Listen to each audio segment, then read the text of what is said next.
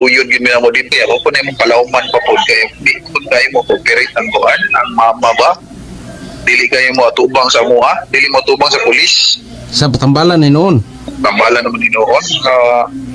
Di po mo kasultig dautan po sila ha, pero sayop ba na oron sa basta sa mua maglikay man sa mua.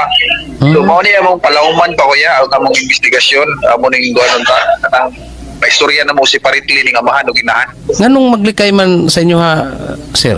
Wala sa ko kay bawo kuya. Mao lang po yung mga observation yun. Ano mo likay man siya og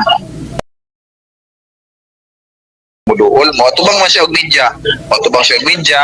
Mga vlogger mo tubang siya pero naa na ang pulis. Bukuan siya pero siya di na mo gawas ito sa iyang kwarto ba. Di na mo gawas ba? Di na mo naog. Di na mo kay istorya.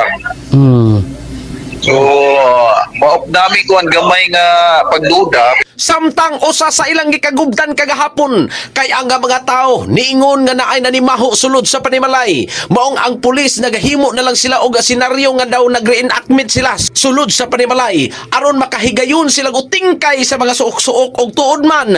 Negatibo gihapon, walay patay nga ilang nakita, bugtong ang CR og baboy ra ang ninimaho didtong dapita. Samtang sa isgutanan aning dili ingon nato, dili usab musakay ang pulis niini kay wa ni sa ilang prinsipyo, pero ilang girespeto ang tinuhuan sa mga tao apan sa otoridad di nila ni dawaton ng patutuo. Alang ni Police Major Ayan Ludunya, posible pa nga naay mananap nga dako nga nitukob sa buong bata ug focus gyud sila karon sa posibleng krimen aning hitabua. Ang katingad-an lang nga naka-create og question mark sa mga kapulisan nganong dili man halos moatubang kanila ang mga